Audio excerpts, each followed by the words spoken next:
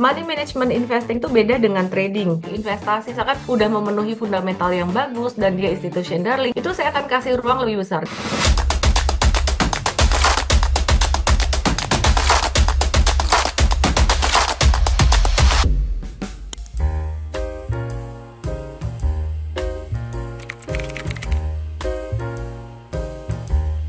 Dalam money management, strategi manajemen yang saya buat ini, pertama selalu berawal dari portfolio Pinnacle itu, artinya harus punya cash, selalu punya cash. Kemudian yang kedua, strategi investing di piramida atasnya. Money management investing itu beda dengan trading, di mana money management investing saham-saham yang sekiranya bisa menjadi bumper di portfolio kita yang dalam jangka panjang menjadi institution darling, itu saya kasih size lebih gede. Jadi bukan dalam jangka pendek aja jadi institution darling hanya karena dia masuk ke indeks tertentu, misalkan FTSE atau indeks apa. Tapi secara maksudnya pemilihan saham investasi itu misalkan udah memenuhi fundamental yang bagus dan dia institution darling, itu saya akan kasih ruang lebih besar, dan itu semua ilmunya di Mvest. Maka dari itu money management di Mvest tuh beda dengan Mtrade. Dia ada beberapa saham yang lebih gede, dan kalau saham itu valuasinya murah, kita akan kasih ruang lebih luas. Contohnya, tapi sama Access kita kasih ruang lebih besar. Waktu itu menggantikan atau mensubstitusi sektor properti, sebenarnya bukan menggantikan ya, tapi sementara aja menggantikannya karena waktu itu sektor properti pas lagi tinggi,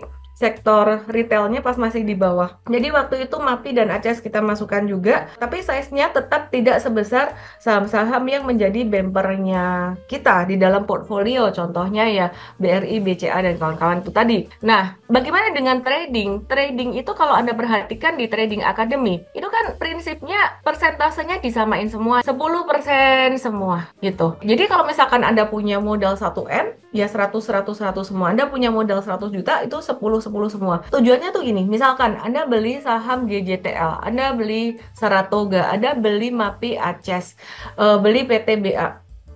Itu saham-saham yang kita sempat review by semua. Terus Anda beli ASRI, Anda beli PANI, beli TOWR, Anda beli BBTN. Oke. Dapat 9 saham, ya satunya Anda beli saham X lah gitu. Nah, terus ada beberapa saham ini mengikuti probabilitas Mtrade yang belakangan ini tuh cut loss-nya tuh ya cuman dikit itu tadi. Jadi misalkan ada Tower, ada BBTN kena cut loss. Nah, tiba-tiba Anda dapat PANI, dapat ASRI, cuannya ada yang 100%, ada yang 60% gitu. Si PANI ini Anda cuan 100%, tapi cuma punya 10% dari portfolio. Berarti Anda cuan dari total portfolio berapa persen? 10%. Misalkan ASRI, misal Anda udah jual 60%, terus Anda punya 10% dari total portfolio, berarti cuan berapa? 6%. Ya kan, 10% dan 6%.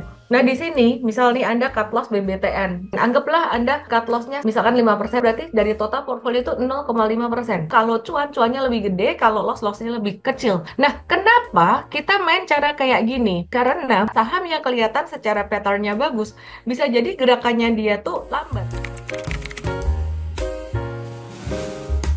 Boleh nggak sih kalau aku nggak 10% lagi, aku 20%, supaya bisa mendapatkan keuntungan lebih besar? Saya personally nggak pakai 10%-an lagi. Angkanya masih sama, tapi saya gedein. Jadi saham yang A dan B misalkan ya itu masih sama, tapi size-nya udah saya gedein. Jadi piramida yang tadi itu benar-benar saya terapkan, saya praktekkan gitu. Kalau misalkan Anda merasa, aku udah lama, aku mau 20%-an, bisa nggak? Saya kembali tanya, jika nanti ada saham lain yang direview by oleh Mtrade, yang direkomend oleh Mtrade, dan ternyata rally, bisa menerima atau gemes atau stres? Emang gimana sih kalau kamu nggak punya money, nggak punya ASRI, kok bisa santai? Kenapa alasannya? Strategi piramida yang saya gunakan tadi, ini cash investing. Saya kan launch Mvest itu kurang lebih sama lah launch Mvest pertama kali dengan pas saya mulai investing. Nah, pas di investing, strategi portfolio Pinnacle ini works. Pas saya masukin duit gede buat investing di situ, investingnya tuh udah cuan banyak gitu loh. Jadi itu yang bikin santai.